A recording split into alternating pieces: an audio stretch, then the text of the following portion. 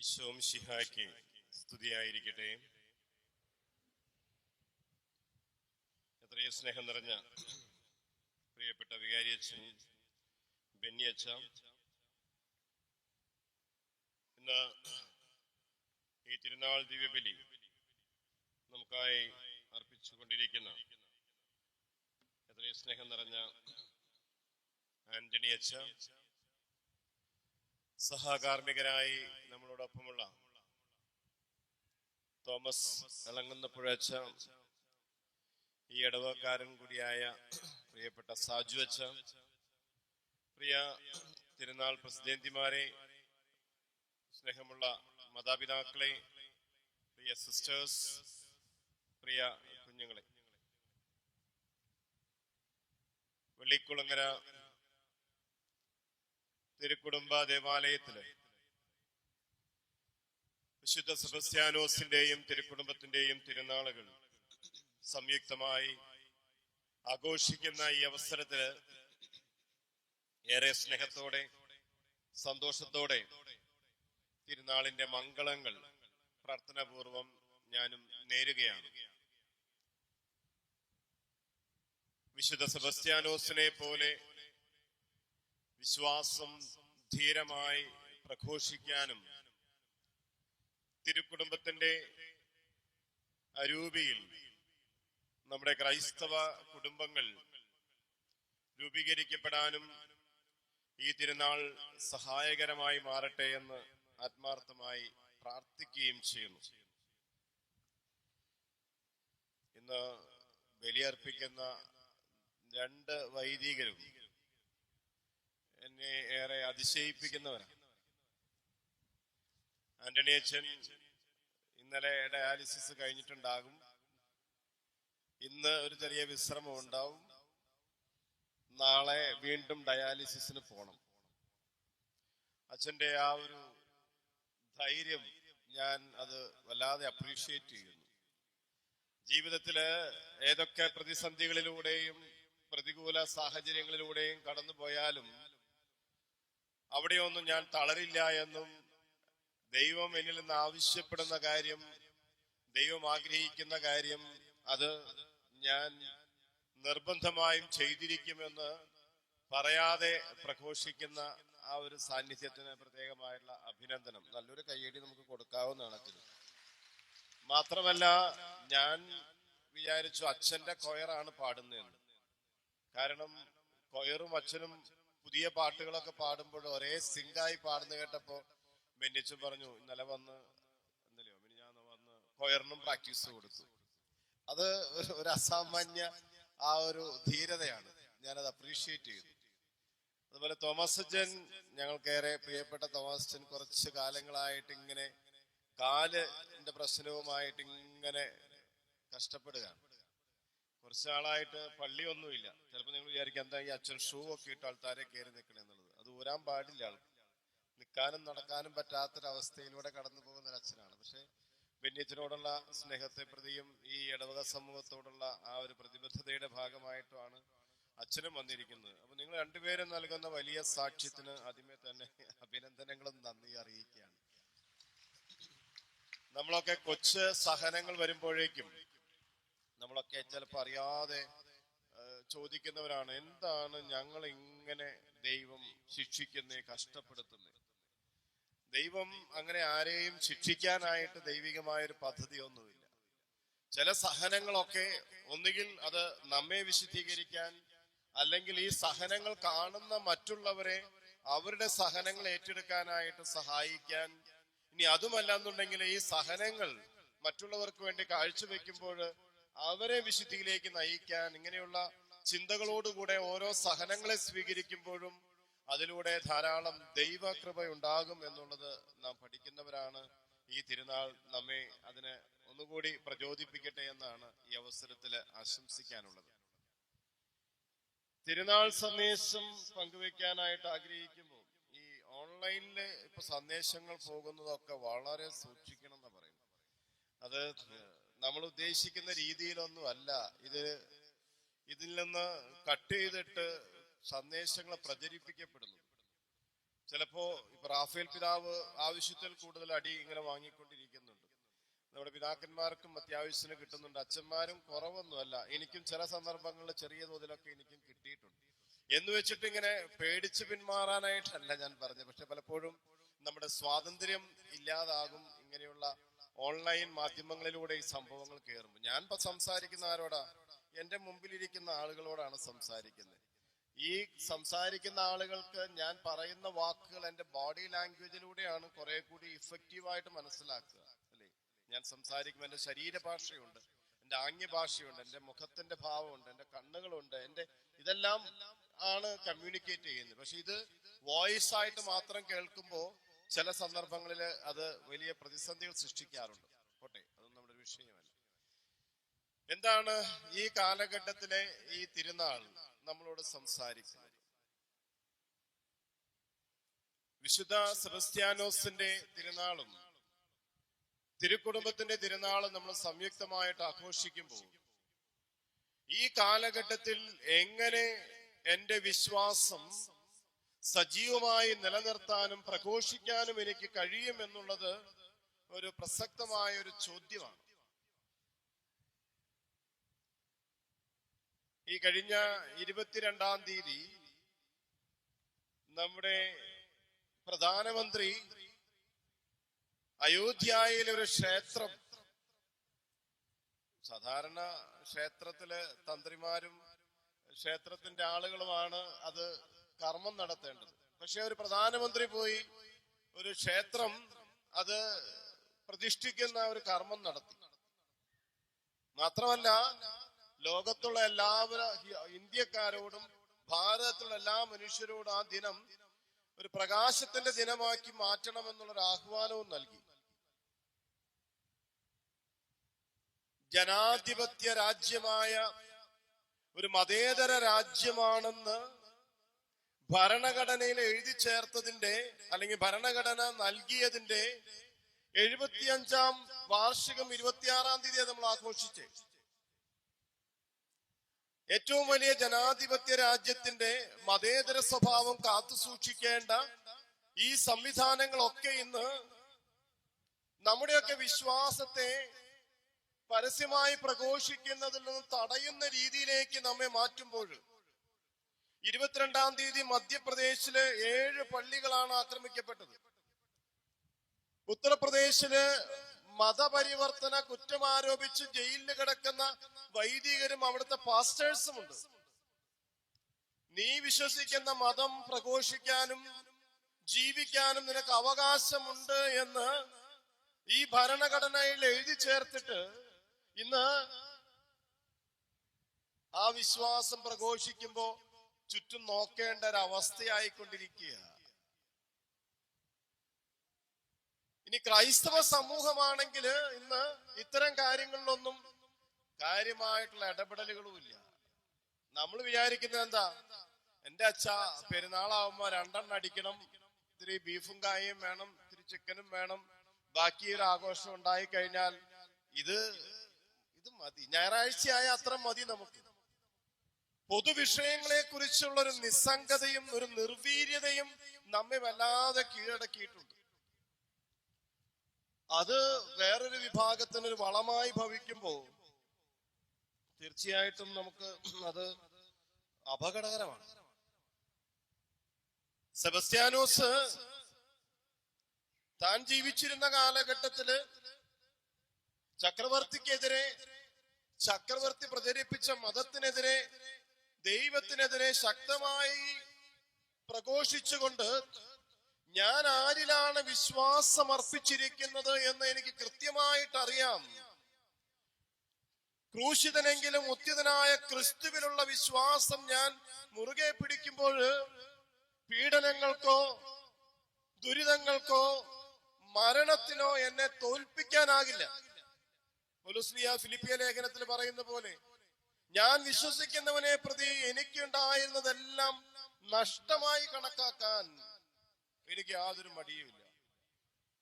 ആ സ്ഥാനത്താണ് നമ്മൾ ഇന്ന്. നമ്മുടെ വിശ്വാസം ഇത് എന്താണെന്ന് പോലും അറിയാതെ നമ്മൾ ഇന്ന് ഇത് ചെയ്തുകൊണ്ടിരിക്കുകയാണ്. പ്രതികരണ ശേഷി ഇല്ലാതാകും. ഈ സൗത്ത് ആഫ്രിക്കയിലെ വെള്ളക്കാരുടെ മർദ്ദനങ്ങളില് മനം മടുത്ത അവിടെയുള്ള കറുത്ത വർഗക്കാരുടെ വിമോചനത്തിന് വേണ്ടി പോരാടിയ ഒരു മെത്രാൻ ഉണ്ടായിരുന്നു, ആംഗ്ലിക്കൻ മെത്രാൻ. ഡെസ്മണ്ട് ടുട്ടു എന്നാണ് അദ്ദേഹത്തിന്റെ പേര്. നോബൽ സമ്മാനമൊക്കെ കിട്ടിയിട്ടുണ്ട്. അദ്ദേഹം ഇപ്രകാരം പറയുന്നുണ്ട്: if you are silent at the sight of an oppression, നീ ഒരു അതിക്രമത്തിനെതിരെ, അനീതിക്കെതിരെ നിശബ്ദത പാലിക്കുകയാണെങ്കിൽ അറിഞ്ഞോ അറിയാതെയോ you have taken the side of the oppressor. അതായത് പ്രതികരിക്കേണ്ട വേദികളിലെ പ്രതികരിക്കാതിരിക്കുന്ന ഒരു നിഷ്ക്രിയത്വത്തിലേക്ക് നീ മാറുകയും അനീതിയോ അക്രമോ ഒക്കെ കാണുമ്പോൾ ഞാൻ അതില് എന്റേതായിട്ടുള്ള പങ്കൊന്നുമില്ല എന്ന് പറഞ്ഞ് വഴിമാറി പോവുകയും ചെയ്യുകയാണെങ്കിൽ നീ ആരെ സപ്പോർട്ട് ചെയ്യുക? ഈ അക്രമം നടത്തുന്ന ആളുകളെ സപ്പോർട്ട് ചെയ്യണം. അച്ഛന്റെ രാഷ്ട്രീയ പ്രസംഗമൊന്നും അല്ല കേട്ടോ. പക്ഷെ ചില കാര്യങ്ങളൊക്കെ ഇത് കേൾക്കുകയും കാണുകയും ഒക്കെ ചെയ്യുമ്പോ കിട്ടുന്ന വേദികളിൽ ഇതൊക്കെ പറയാതെ എങ്ങനെ പോവുക? എല്ലാവരെയും സുഖിപ്പിച്ച് സെബസ്ത്യാനോസിനെ കുറിച്ചും തിരുക്കുടുംബത്തെ കുറിച്ചൊക്കെ പറഞ്ഞു പോകാൻ എളുപ്പമുണ്ടെങ്കിലും ഇത് ചില കാര്യങ്ങൾ നമ്മളെ ഒന്ന് ചിന്തിപ്പിക്കണം. കുറച്ചു കാലമായി നമുക്ക് ഇവിടെയും ഇതേ അവസ്ഥകളാണ്.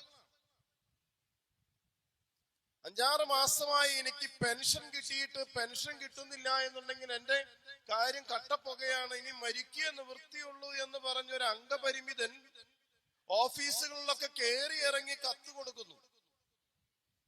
ഇത് വായിച്ച ആളുകളൊക്കെ അതെടുത്ത് അങ്ങനെ തന്നെ ചവറ്റുകൊട്ടയിലേക്ക് ഇടുന്നു. ആ മനുഷ്യൻ ജീവിക്കാനായിട്ട് കഴിയാതെ ആത്മഹത്യ ചെയ്തപ്പോൾ അവനെ പ്രതി രോദനത്തിന് കുറെ ആളുകളുണ്ട്.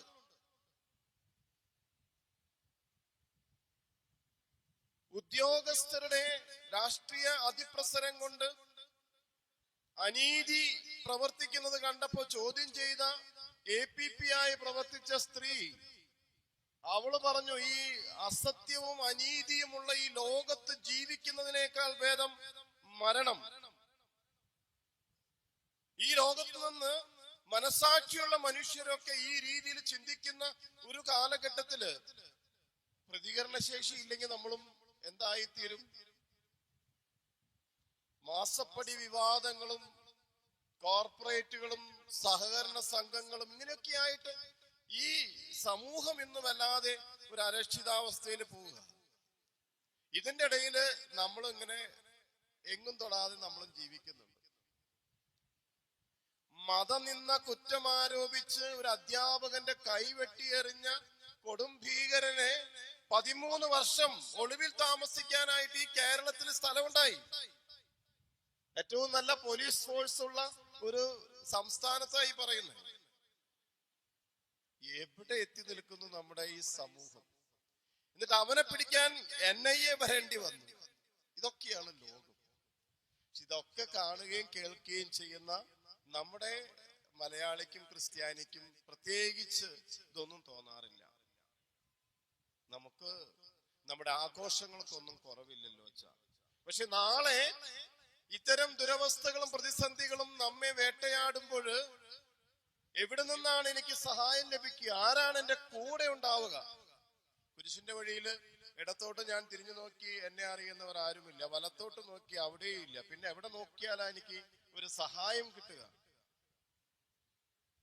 പ്രിയമുള്ളവരെ, ഒരുപക്ഷെ ഈ ഒരു കാലഘട്ടത്തില് നമ്മുടെ വിശ്വാസം നമ്മോട് ആവശ്യപ്പെടുന്നത് എന്താണ് എന്ന ചോദ്യത്തിന് ഞാൻ പറയും, സത്യത്തിനും നീതിക്കും വേണ്ടി നിലകൊള്ളുന്നവരായി മാറുക എന്നുള്ളതാണ് നമ്മുടെ പ്രഥമ കർത്തവ്യം. എന്തിനാണ് ഞാൻ സത്യത്തിനും നീതിക്കും വേണ്ടി നിലകൊള്ളേണ്ടത്? ആ സത്യത്തിനും നീതിക്കും വേണ്ടി നിലകൊള്ളാനായിട്ടാണ് ക്രിസ്തു നമ്മെ പഠിപ്പിച്ചത്. ആ ക്രിസ്തുവിലേക്ക് കൈച്ചൂണ്ടിയായി പ്രവർത്തിച്ച വിശുദ്ധ സെബസ്ത്യാനോസിനെയാണ് ഈ തിരുനാളിൽ നമ്മൾ കൊണ്ടാടുന്നത്.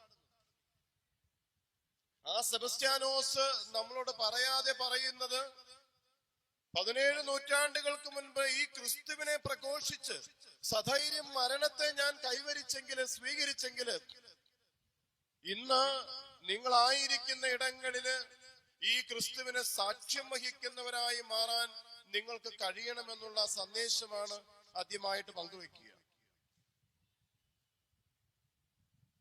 പ്രിയമുള്ളവരെ, നമ്മെ സംബന്ധിച്ചിടത്തോളം വിശ്വാസത്തിന്റെ ജീവിത സാഹചര്യങ്ങളിൽ പ്രതികൂലമോ അനുകൂലമായിട്ടുള്ള സാഹചര്യങ്ങളിലൂടെ നമ്മൾ കടന്നു പോകുമ്പോൾ ആ ദൈവിക പദ്ധതിയുടെ ഭാഗമായിട്ട് സംഭവിക്കുന്ന സാഹചര്യങ്ങളൊക്കെ സ്വീകരിക്കാനുള്ള ഒരു ധീരത നമുക്കിന്ന് ആവശ്യമാണ്. ഞാൻ പ്രാർത്ഥിക്കുന്നതൊക്കെ എനിക്ക് കിട്ടിയാൽ, ഞാൻ ആഗ്രഹിക്കുന്നതൊക്കെ നിറവേറ്റപ്പെട്ടാൽ, ഞാൻ മുട്ടുന്ന വാതിലുകളൊക്കെ തുറന്നാൽ എന്റെ ജീവിതം ഹാപ്പിയാണ്. അതിൽ നിന്ന് വ്യത്യസ്തമായിട്ട് സംഭവിച്ചാലോ അതിനെ സമചിത്തതയോടെ സ്വീകരിക്കാനും ഒരു ദൈവിക പദ്ധതി അതിന്റെ പുറകിലുണ്ട് എന്ന് ഉറച്ച ബോധ്യത്തോടുകൂടെ വിശ്വസിച്ച് ജീവിക്കാനും കഴിയുന്നിടത്താണ് ഒരു വിശുദ്ധന്റെ ധീരത നമുക്ക് കൈവരിക്കാനായിട്ട് കഴിയുക. കഴിഞ്ഞ ദിവസം ഞങ്ങളുടെ ഇടവകയിൽ ഒരു മരണമുണ്ട്. ഒരു നഴ്സിംഗ് സൂപ്രണ്ട് ആയിരുന്നു. തിരൂർ ആശുപത്രിയിലെ നഴ്സിംഗ് സൂപ്രണ്ട് മിനി എന്നു പേരുള്ള 49 വയസ്സായ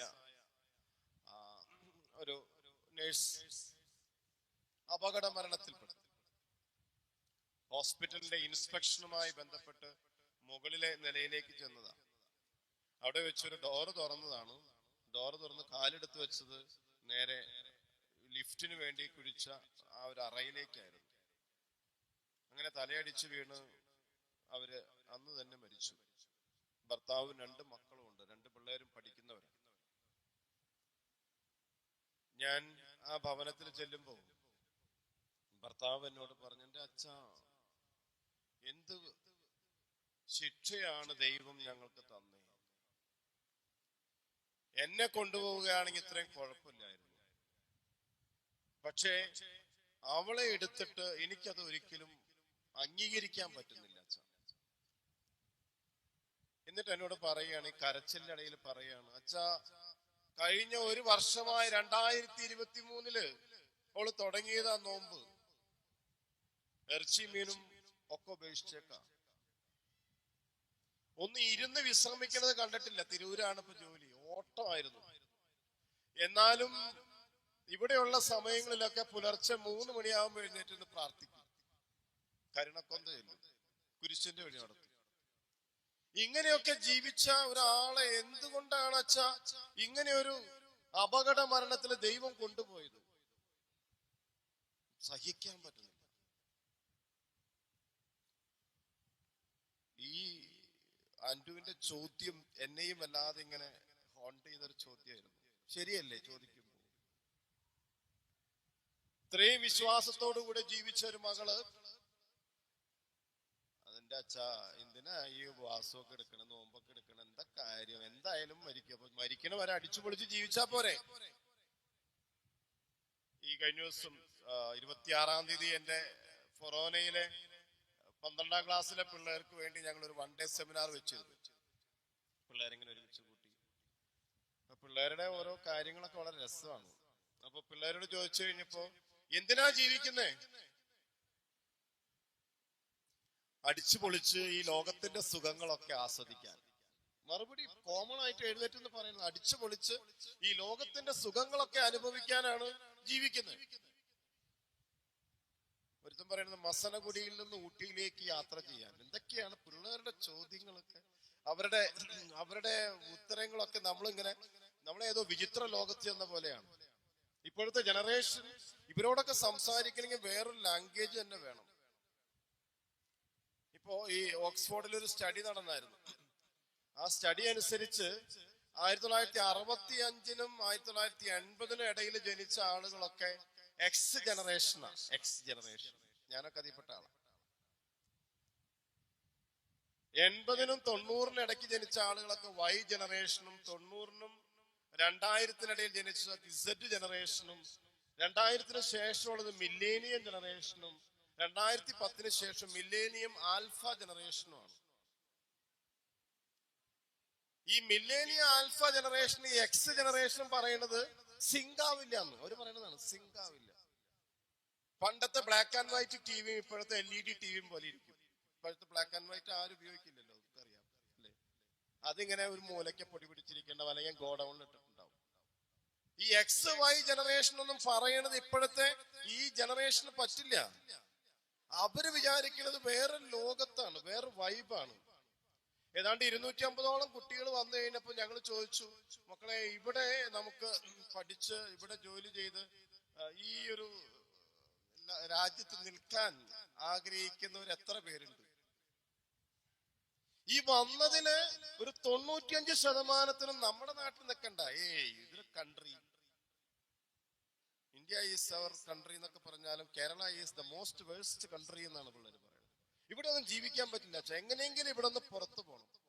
പുറത്തു പോയിട്ടോ ഒരു ലൈഫല്ലേ ഉള്ളൂ, അടിച്ചു പൊളിക്കണം. 2 ആഴ്ച മുമ്പാണ് ഒരു അമ്മ കണ്ണീരായിട്ട് വിളിക്കണേ, അച്ഛാ രക്ഷിക്കണം. എന്തേ? ചെക്കൻ തിരിച്ചു വന്നു. എവിടെന്ന്? കാനഡയിൽ. ഞാൻ പറഞ്ഞു, അന്ന് ഞാൻ പറഞ്ഞത് ഓർമ്മയുണ്ടോ? അച്ഛൻ പറഞ്ഞതായിരുന്നു, പക്ഷെ അവൻ സമ്മതിക്കണ്ടേ? 30 ലക്ഷം അച്ഛാ ലോൺ. 1.5 വർഷം അവിടെ നിന്നുള്ളൂ. ഏജൻസികൾ പറഞ്ഞു വെറുതെ അങ്ങോട്ട് ചെന്നാ മതി, ചെല്ലുമ്പോഴേക്ക് ഡോളർ കൊണ്ടുപോക്കോ എന്ന് പറഞ്ഞ് ഡോളർ ഇങ്ങനെ എടുത്തു തരും. അതിങ്ങോട്ട് കൊണ്ടുവന്ന് ലോണും അടച്ച് വീടും പണിത് ഇവിടെ ജീവിക്കാന്ന് വിചാരിച്ചതാണ്. 10 പൈസ അടയ്ക്കാൻ പറ്റിയിട്ടില്ല. ഇപ്പൊ മുറിന്ന് പുറത്തിറങ്ങണില്ല അവൻ. എന്തേ? അവന് ഏതാണ്ട് MD കിട്ടിയെന്നോ MA ആണെന്നോ MI ആണെന്നോ ഏതാണ്ടൊക്കെ MD MI ആണെന്ന്. അത് വേണം, അതില്ലെങ്കിൽ അവൻ വയലന്റ് ആവാണെന്ന്. അച്ഛാ കിടന്നിട്ട് ഉറക്കം വന്നില്ല. 30 ലക്ഷം ഇൻട്രസ്റ്റും വീട് ബാങ്കുകാർ കൊണ്ടുപോകും. എന്ത് ചെയ്യച്ചാ? ഈ ഒരു അവസ്ഥയിലേക്ക് നമ്മുടെ ഈ സമൂഹം പോവുകയാണ്. എന്നിട്ട് അവര് പറയുന്നത് എന്താണ്? X ജനറേഷൻ പറയണത് ഞങ്ങൾക്ക് പറ്റില്ല, ഞങ്ങൾക്ക് ഞങ്ങളുടെ ലാംഗ്വേജ്, ഞങ്ങൾ വേറെ ലെവലാണ്. പ്രിയമുള്ളവരെ, വിശ്വാസ ജീവിതത്തിലൂടെ കടന്നു. ഞാനിപ്പോ ഇങ്ങോട്ട് പോരുന്ന സമയത്ത് ഞാൻ ബെന്നിച്ചോട് പറഞ്ഞു, ഇന്ന് ഏറ്റെടുത്ത് ഇത്തിരി പ്രശ്നമായിപ്പോയി. ഇന്ന് അവിടെ ഫെയ്ത്ത് ലൈറ്റനിങ് സെറമണിയാണ്.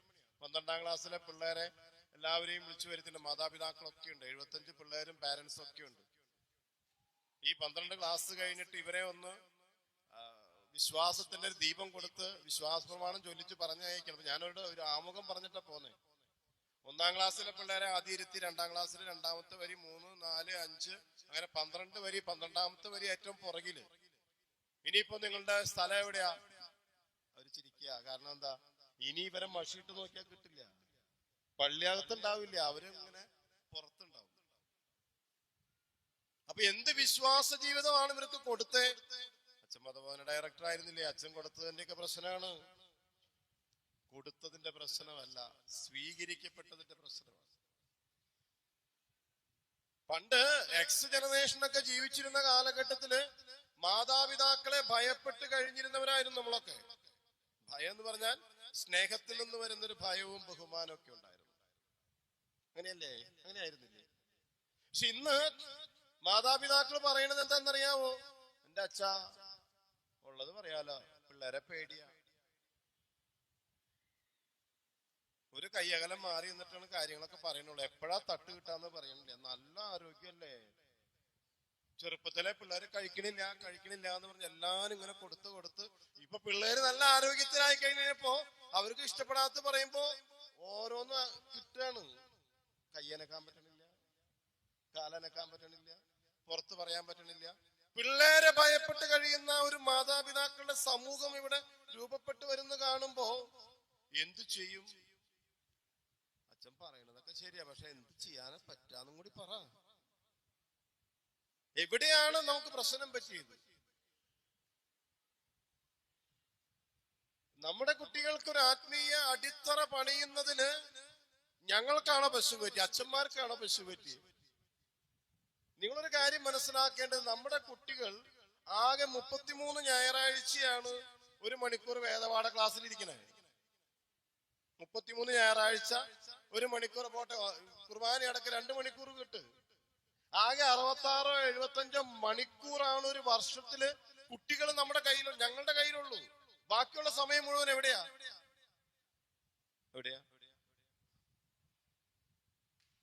ഇന്നാളൊരു അമ്മ 9ാം ക്ലാസ്സുകാരത്തി അമ്മയുടെ മൊബൈലില് ഇൻസ്റ്റാഗ്രാമും പിന്നെ വേറെ ഏതാണ്ട് സാധനമൊക്കെ ഉണ്ട്.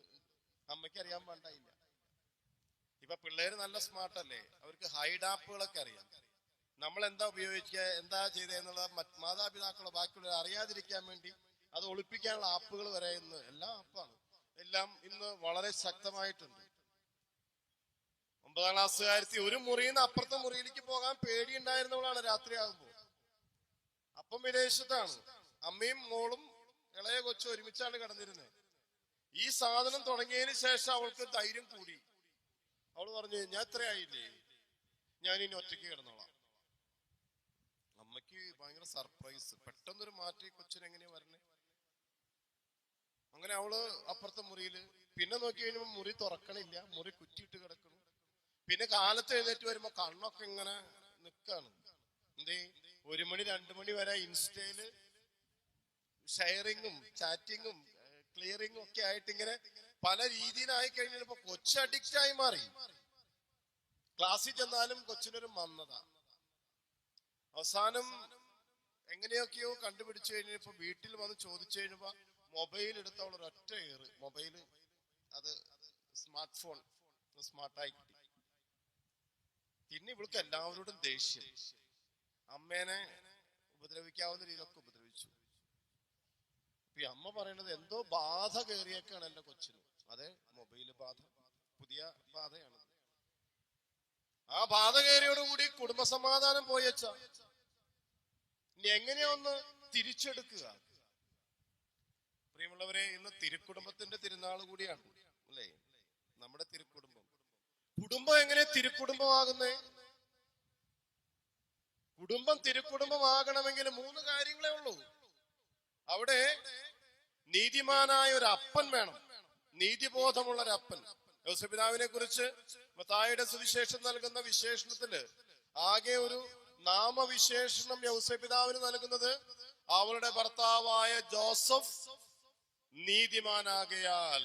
നീതിമാൻ, അതാണ് ആ ഒരു വിശേഷണം. പക്ഷെ ആ ഒരു വിശേഷണത്തിന് എല്ലാം അടങ്ങിയിരിക്കുന്നുണ്ട്. നീതിബോധമുള്ള ഒരു അപ്പൻ ആ കുടുംബത്തുണ്ടായിരുന്നു. To give each one his due. ദൈവത്തിന് അർഹതപ്പെട്ടത് ദൈവത്തിനും മനുഷ്യന് അർഹതപ്പെട്ടത് മനുഷ്യനും നൽകുക എന്നുള്ളതാണ് നീതി. ആ നീതിബോധത്തോടു കൂടെ ജീവിച്ച ഒരു ഔസേപ്പിതാവും കൃപ നിറഞ്ഞ ഒരമ്മയും ഉണ്ടായിരുന്നു അവിടെ. എന്ത് നിറഞ്ഞതാ? കൃപ നിറഞ്ഞ അമ്മ. നമ്മമാരുടെ കൃപയൊക്കെ ഇങ്ങനെ ചോർന്നുകൊണ്ടിരിക്കുക. നമ്മുടെ ഇൻട്രസ്റ്റുകൾ മാറുക. കൃപ നിറഞ്ഞ മറിയം ആ ദൈവകൃപയില് മുന്നോട്ട് പോകാനായിട്ടുള്ള സന്നദ്ധത പ്രകടിപ്പിച്ചപ്പോൾ, ഇതാ കർത്താവേ, നിന്റെ ദാസി, നിന്റെ ഹിതം എന്റെ ജീവിതത്തിലൂടെ, എന്റെ കുടുംബത്തിലൂടെ, എന്റെ ജീവിത സാഹചര്യങ്ങളിലൂടെ നിറവേറട്ടെ എന്ന് ആത്മാർത്ഥതയോടുകൂടെ സമർപ്പിത തേജസ്സോടെ പറയാൻ തയ്യാറായപ്പോൾ ആ കുടുംബത്തില് കൃപ നിറഞ്ഞൊരു അമ്മയുണ്ടായി. കാര്യം ശരിയാച്ചാ, കല്യാണമൊക്കെ കഴിഞ്ഞുള്ളതൊക്കെ ഉള്ളതാ. പക്ഷെ എന്നെ ഭരിക്കാനായിട്ട് വരേണ്ട കാര്യമുണ്ടോ? എനിക്ക് ഇന്ന കാര്യങ്ങൾ അംഗീകരിക്കാൻ പറ്റില്ല, അതുകൊണ്ട് ഞാൻ എന്റെ നിലപാട് മാറ്റി. അവിടെ വിധേയത്വമുള്ളൊരു മകനും ഉണ്ടായിരുന്നു തിരുക്കുടുംബത്തിൽ. ലൂക്കായുടെ സുവിശേഷം 2-ാം അധ്യായത്തില് മാതാപിതാക്കള് ജെറൂസലം ദേവാലയത്തിലേക്ക്, സുവിശേഷകൻ പറയുക, ജെറൂസലം ദേവാലയത്തിലേക്ക് ആണ്ടുതോറും അവര് പെസഹ തിരുനാളിന് പോകുന്ന പതിവുണ്ടായിരുന്നു. ആ പതിവനുസരിച്ച് പോയപ്പോഴാണ് അവിടെ വെച്ച് ലൂക്കായുടെ സുവിശേഷം 2-ാം അധ്യായം 41-ാം വചനം, മാതാപിതാക്കന്മാർ ആണ്ടുതോറും പെസഹ തിരുനാളിന് ജെറൂസലേമിൽ പോയിരുന്നു. അവന് 12 വയസ്സായപ്പോൾ അവർ പതിവനുസരിച്ച് ദേവാലയത്തിലേക്ക് പോയി. ഇന്ന് നിങ്ങൾ നിങ്ങളുടെ മക്കളോടും ചോദിച്ചോളൂ, തിരുനാളായിട്ട് മുഴുവൻ കുർബാന കണ്ട എത്ര പിള്ളേരുണ്ടെന്ന് ചോദിച്ചോളൂ.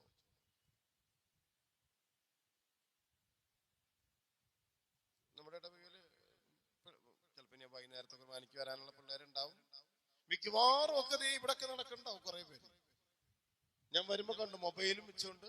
പിള്ളേർക്ക് ഇപ്പൊ ആരെയും കാണണ്ട, അവര് ആകെ മൊബൈല് മാത്രം കണ്ടാൽ മതി. ആണ്ടുതോറും തിരുനാളിന് പോയപ്പോ മാതാപിതാക്കളുടെ ഒപ്പം മക്കളെയും കൂടി കൊണ്ടുപോയി നല്ല ശീലങ്ങൾ അവർക്ക് പഠിപ്പിച്ചു കൊടുത്തപ്പോൾ യേശുവിനെ കാണാതായപ്പോ 2 ദിവസം കഴിഞ്ഞ് തിരിച്ചു വീണ്ടും ജെറുസലേം ദേവാലയത്തിലേക്ക് എത്തുമ്പോ അവിടെ കണ്ട കാഴ്ച എന്താ?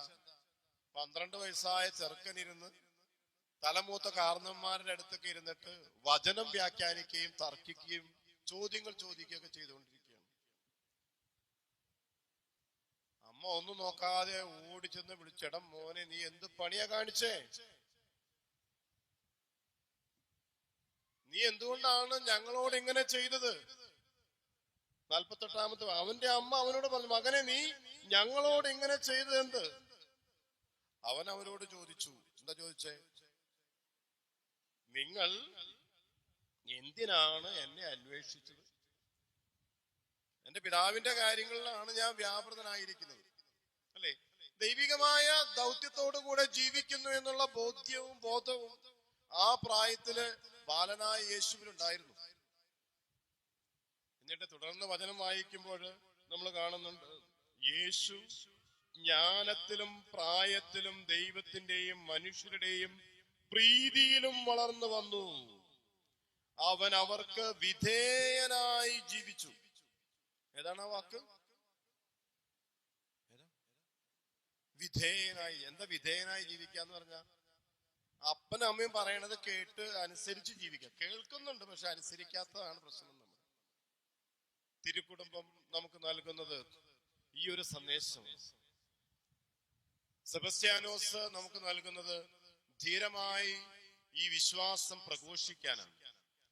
ആ വിശ്വാസം ധീരമായി പ്രഘോഷിക്കണമെങ്കിൽ ഇപ്പോഴേ ഈ വിശ്വാസം നമ്മുടെയൊക്കെ ഉള്ളിലേക്ക് കൃത്യമായി നൽകപ്പെടണം. അതുകൊണ്ടാണ് 12ാം ക്ലാസ്സിലെ പിള്ളേരെ അവിടെ ഒരുമിച്ച് കൂടിയപ്പോൾ ഞാൻ അവരോട് പറഞ്ഞിട്ടാ പോകുന്നത്, ആരിലാണ് നിങ്ങൾ വിശ്വസിക്കുന്നത് എന്നുള്ളൊരു ബോധ്യം നിങ്ങൾക്കുണ്ടാകണം. ആ വിശ്വാസം പ്രഘോഷിക്കേണ്ട ഇടങ്ങളില് സധൈര്യം പ്രഘോഷിക്കാനുള്ള ധീരത നിങ്ങൾക്കുണ്ടാകണം. 25 വർഷം മുമ്പാണ് ഗ്രഹാം സ്റ്റൈൻസും 2 മക്കളും അതിക്രൂരമായ രീതിയിൽ ചുട്ടുകരിക്കപ്പെട്ടത്. അതിന്റെ 25ാം വാർഷികത്തിലാണ് നമ്മുടെ പ്രധാനമന്ത്രി അയോധ്യയില് ക്ഷേത്രം ഉയർത്തിയിരിക്കുന്നത്.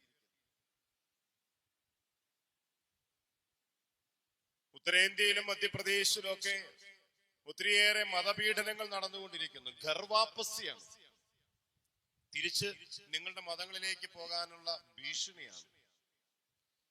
ഇന്നല്ലെങ്കിൽ നാളെ ഇത്തരം സാഹചര്യങ്ങൾ നമ്മുടെ ജീവിതത്തിലേക്ക് കടന്നു വരുമ്പോൾ സധൈര്യം സെബസ്ത്യാനോസിനെ പ്രഘോഷിക്കാനുള്ള ആ ഒരു ധീരത, ക്രിസ്തുവിനെ പ്രഘോഷിക്കാനുള്ള ആ ഒരു ചങ്കൂറ്റം നമുക്കുണ്ടാകുക എന്നുള്ളതാണ് ഈ തിരുനാൾ നമ്മിൽ നിന്ന് ആവശ്യപ്പെടുന്നത്. തിരുനാളുകൾ എങ്ങനെയൊക്കെ ആഘോഷിച്ചാൽ മതിയോ? കലാഭവന്റെ ഗാനമേളയും മെഗാഷോയും വാദ്യങ്ങളും അലങ്കാരങ്ങളും 510 പ്രസിദ്ധേന്തിമാരും ഗംഭീരമായിട്ടുള്ള ആഘോഷങ്ങൾ. ക്രൈസ്തവരുടെ ആഘോഷങ്ങൾക്ക് ഒരു കാരുണ്യത്തിന്റെ മുഖമുണ്ടാകണം. ക്രൈസ്തവരുടെ ആഘോഷങ്ങൾക്ക് കാരുണ്യത്തിന്റെ മുഖമുണ്ടാകണം. ഫ്രാൻസിസ് പാപ്പ മിസരിക്കോർദിയ ഉൾത്തുസ് എന്ന് പറയുന്ന കരുണയുടെ മുഖമെന്ന അപ്പസ്തോലിക പ്രബോധനത്തിൽ പറയും, ക്രൈസ്തവർ ഉള്ള ഇടങ്ങളില് കാരുണ്യത്തിന്റെ മരുപ്പച്ച ഉണ്ടാകട്ടെ. ഈ സമൂഹത്തിൽ നമുക്ക് നിർവഹിക്കാനുള്ള കാരുണ്യത്തിന്റെ ഒത്തിരിയേറെ ഇടങ്ങള് നമുക്ക് ആവശ്യമാണ്. ചാലക്കുടിയില് ഞാൻ ഈ കാര്യം തിരുനാൾ ആഘോഷത്തിന് പറഞ്ഞപ്പോ അത്ര പോസിറ്റീവ് അല്ല. നമുക്ക് ചാരിറ്റി നമുക്ക് ചെയ്യാം, പക്ഷെ തിരുനാളാണ്. ഞാൻ പറഞ്ഞു, തിരുനാൾ ആകണമെന്നുണ്ടെങ്കിൽ ഇതും കൂടി നമുക്ക് ചെയ്യാം. അങ്ങനെയാണ് കഴിഞ്ഞ വർഷം 2023 ഞാൻ വന്നിട്ടുള്ള ആദ്യത്തെ തിരുനാളിന് ഞാൻ പറഞ്ഞു, ഈ തിരുനാൾ ആഘോഷം നമുക്ക് 3 ഭവനരഹിതർക്ക് ഭവനം നിർമ്മിച്ചു കൊടുക്കാനുള്ള ഒരു പദ്ധതി തയ്യാറാക്കാം. അച്ഛനും ഉറപ്പുണ്ടെങ്കിൽ എന്നാ ഉറപ്പോടുകൂടി പറഞ്ഞു, 3 വീടുകൾ ഞാൻ പറഞ്ഞു 2024 തിരുനാള് കൊടികയറ്റത്തിന്റെ അന്ന് ആ 3 വീടുകൾ പണി പൂർത്തിയാക്കി അതിന്റെ താക്കോലുകൾ നമ്മൾ കൊടുക്കും. അത് ഞങ്ങൾ ചെയ്യുകയാണ്. 2024 തിരുനാൾ കൊടിയേറ്റം 31-ാം തീയതിയാണ്. ഒരു വീടിന്റെ താക്കോല് ഞങ്ങൾ കൊടുത്തു. 2 വീടുകളുടെ താക്കോൽ അന്നേ ദിവസം ഞങ്ങൾ കൊടുക്കും. അപ്പൊ ആൾക്കാർ വിചാരിച്ചു, അതുകൊണ്ട് തീർന്നു. തീർന്നില്ല. 2024 തിരുനാൾ കഴിഞ്ഞ പ്രാവശ്യത്തെ അപേക്ഷകൾ നോക്കിയപ്പോ കുറെ പേര് സ്ഥലമില്ലാത്ത ആളുകൾ അപേക്ഷ വെച്ചിട്ടുണ്ട്. ഈ പ്രാവശ്യം സ്ഥലമുള്ളവർക്കാണ് വീടുകൾ കൊടുത്തതെന്നുണ്ടെങ്കിൽ അടുത്ത പ്രാവശ്യം 3 പേർക്ക് സ്ഥലവും വീടും കൊടുക്കാനുള്ള ഒരു പ്രോജക്റ്റ് ഉണ്ട്. അതിന്റെ ഉദ്ഘാടനവും അന്ന് നടത്തുകയാണ്. അടുത്ത 3 ആൾക്ക് സെപ്റ്റംബറിലെ ഊട്ട് തിരുനാളായിരുന്നു. 15,000 പേർക്ക് പോത്തും കായും മീൻചാറും. ഇതില്ലാണ്ട് നമുക്ക് പറ്റില്ലല്ലോ. 15,000 പേർക്ക് ചാലക്കുടി പ്രദേശത്തുള്ള, ഞാൻ പറഞ്ഞ ഈ പ്രദേശത്ത് പട്ടിണി കിടക്കുന്നവർക്ക് നമുക്ക് ആവശ്യമായ കിറ്റ് വീടുകളിലേക്ക് എത്തിക്കാം. ഇവിടെ 15,000 പേർക്ക് നമ്മൾ ഇങ്ങനെ ഒരു സദ്യ ഒരുക്കേണ്ട സാഹചര്യമൊന്നും തോന്നുന്നില്ല. നേരെ മറിച്ച് ഡയാലിസിസ് രോഗികൾക്ക് അവർക്ക് ആവശ്യമായ ഡയലൈസറും ട്യൂബും അടങ്ങുന്ന കിറ്റ് നമുക്ക് കൊടുക്കാം. ഇത്തിരി വിഷമുണ്ടായി ഇതിന്റെ ഉത്സാഹ കമ്മിറ്റിക്ക്. അതുണ്ടെങ്കിൽ നല്ലതായിരുന്നു പറഞ്ഞത്. 6 ലക്ഷം രൂപ ഞങ്ങൾ 140 ഡയാലിസിസ് രോഗികൾക്ക് കിറ്റ് നൽകാൻ വേണ്ടി കൊടുത്തു. ഈ പ്രാവശ്യവും സെന്റ് ജെയിംസിലും ധന്യ ആശുപത്രിയിലും ഡയാലിസിസിന് വിധേയരാകുന്നവർ ഡയാലിസിസ് ഫ്രീ ആക്കാൻ 2.5 ലക്ഷം രൂപ വേറെ കൊടുത്തു. ഇതൊക്കെ തിരുനാളിന്റെ ഭാഗമായിട്ടാണ്. ചാലക്കുടിയിലെ ഭയങ്കര കാശുകാരല്ലേ, അവർക്ക് എന്താ ചെയ്യും? ഞങ്ങൾ വെള്ളിക്കുളങ്ങരയിൽ അങ്ങനെയൊന്നും പറ്റില്ല. അന്ന് അച്ഛനൊരു കാര്യം ചെയ്യും, ഒരു വീട് ഞങ്ങൾക്ക് വെള്ളിക്കുളങ്ങരയിൽ പണിതാ. നമുക്ക് വേണ്ടതെല്ലാം നമ്മുടെ കയ്യിലുണ്ട്. കാരുണ്യത്തിന്റെ ആഘോഷമായി തിരുനാളുകൾ മാറുമ്പോൾ അത് നിലനിൽക്കുന്ന ഒരു ഓർമ്മയായിട്ട് നമ്മുടെ മനസ്സിലുണ്ടാകും. ഈ സമൂഹത്തിന് ഇന്ന് ആവശ്യം ക്രൈസ്തവർ എവിടെയുണ്ടോ അവിടെ കാരുണ്യമുണ്ട് എന്നുള്ളൊരു പ്രഘോഷണ സത്യം പങ്കുവെക്കലാണ്. 3-മതായിട്ടൊരു ചിന്ത കൂടി പറഞ്ഞതിന് അവസാനിപ്പിക്കുന്നു. കൊരിന്തോസ്കാർക്ക് എഴുതിയ ലേഖനത്തിലെ പൗലോസ്ലീഹ പറയും, നിങ്ങൾ ക്രിസ്തുവിന്റെ പരിമളം. ക്രിസ്തുവിന്റെ പരിമളം. ക്രിസ്തുവിന്റെ പരിമളം എന്താ? ക്രിസ്തുവിന്റെ പരിമളം അത് സ്നേഹത്തിന്റെ പരിമളമാണ്, അത് കാരുണ്യത്തിന്റെ പരിമളമാണ്, അത് പരിഗണനയുടെ പരിമളമാണ്, അത് ചേർത്ത് നിർത്തുന്നതിന്റെ പരിമളമാണ്, സൗഖ്യദായകമായ പരിമളമാണ്. ക്രിസ്തു സഞ്ചരിച്ച ഇടങ്ങളിലൊക്കെ ആ പരിമളം പ്രസരിക്കുകയായിരുന്നു.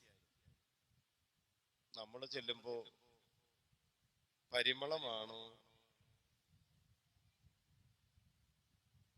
വേറെ എന്താണെന്നുള്ളത് നിങ്ങൾ ചിന്തിച്ചാൽ മതി. എന്റെ അച്ഛാ അമ്പൊക്കെയാണ്, പക്ഷെ ആ വീട്ടിൽ നിന്ന് ഇങ്ങട് അവൻ അമ്പുമായിട്ട് വരണ്ടെന്ന് ഞാൻ പറഞ്ഞിട്ടുണ്ട്. അങ്ങനെയുള്ള അമ്പ് എനിക്ക് വേണ്ട. അവിടെ നിന്ന് ഇങ്ങനെ വന്ന് പോകുന്നതിനേക്കാൾ അവിടെ നിന്ന് അങ്ങോട്ട് പോയിട്ട് അവിടെ നിന്ന് ഇങ്ങോട്ട് എടുത്തോളാന്ന്. എന്തേ അച്ഛനറിയാൻ പാടില്ലാഞ്ഞിട്ടാ. ഈ ധ്യാനം കൂടി ക്ഷമിച്ചു എന്നൊക്കെ ഉള്ളതാ. പക്ഷേ ഇങ്ങോട്ട് കയറിയിട്ടുള്ള ക്ഷമയൊന്നും ഞാൻ വിശുദ്ധനൊന്നും അല്ല അച്ഛ. എന്ത് പരിമളമാണ് ഈ സമൂഹത്തിൽ നമ്മൾ പരിലസിപ്പിക്കുന്നത്. ക്രിസ്തുവിന്റെ പരിമളമായി ജീവിക്കാനുള്ള ആഹ്വാനം ഓരോ തിരുനാളും നൽകുന്നുണ്ട്. ലേവ്യരുടെ പുസ്തകം നമ്മോട് പറയും, നിങ്ങൾ നിങ്ങളെ തന്നെ പരിശോധിക്കുകയും വിശുദ്ധിയിലേക്ക് നടക്കുകയും ചെയ്യണം. ആ വിശുദ്ധിയുടെ പരിമളമാണ് നമുക്ക് വേണ്ടത്. ആ പരിമളം ഈ സമൂഹത്തിൽ നഷ്ടപ്പെടുന്നുണ്ടെങ്കിൽ തീർച്ചയായിട്ടും നമുക്ക് ഈ തിരുനാൾ ഒരു ഉണർത്തുപാട്ടായി മാറട്ടെ. ദീർഘിപ്പിക്കുന്നില്ല, അത്യാവശ്യം ദീർഘമായി എന്ന് എനിക്കറിയാം. ഈ തിരുനാൾ ആഘോഷം നമ്മുടെ ഹൃദയത്തെ സ്പർശിക്കുന്ന ഒരു അനുഭവമായി മാറാൻ സെബസ്ത്യാനോസും തിരുഹൃദയവും നമ്മെ പ്രചോദിപ്പിക്കട്ടെ. കുടുംബങ്ങളെ തിരുക്കുടുംബങ്ങളാക്കി മാറ്റാനും വിശ്വാസ ജീവിതത്തിന്റെ നേർസാക്ഷ്യമായി നമ്മുടെ ജീവിതങ്ങളെ പരിലസിപ്പിക്കാനും നല്ല തമ്പുരാൻ അനുഗ്രഹിക്കട്ടെ എന്നുള്ള ആശംസയോടെ പ്രാർത്ഥനയോടെ ഈ ആഘോഷത്തിൽ പങ്കുചേരാൻ എന്നെ വിളിച്ച ബെന്യച്ചന് പ്രത്യേകമായിട്ടുള്ള നന്ദിയും അറിയിച്ചുകൊണ്ട് നിർത്തുന്നു. നന്ദി.